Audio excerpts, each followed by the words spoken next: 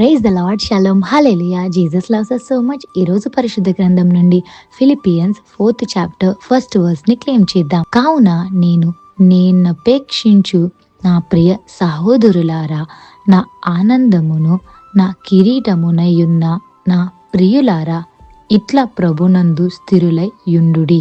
ఈ యొక్క వాగ్దానంలో last line ఒక మాట ఉంది.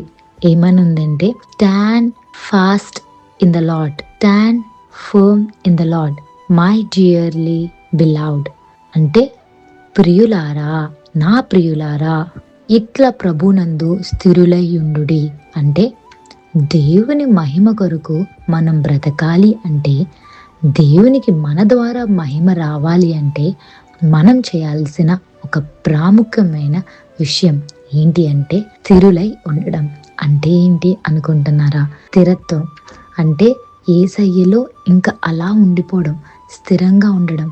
దేవునికి మన ద్వారా మహిమ రావాలంటే స్థిరులుగా ఉండాలి. Stand firm in the Lord. ఆయన మహిమ కొరకు మనం బ్రతకాలి అనే ఒక ఎయిమ్ ఆర్ గోల్ మనకు ఉండాలి.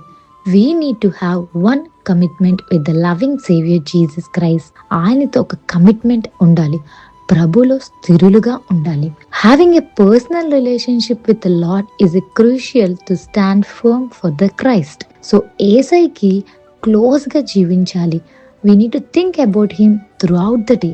ఎప్పుడైతే ఇవన్నీ మనం చేస్తామో అప్పుడు మనం యేసయ్యలో స్థిరులుగా ఉంటాం.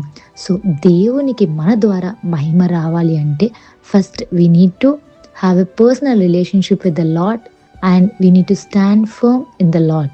యేసయ్యకి చాలా దగ్గరగా ఉండాలి. We need to think about him throughout the day, whatever the work we are doing from the day till the night. So prayer is the key to open the morning and prayer is the lock of the day.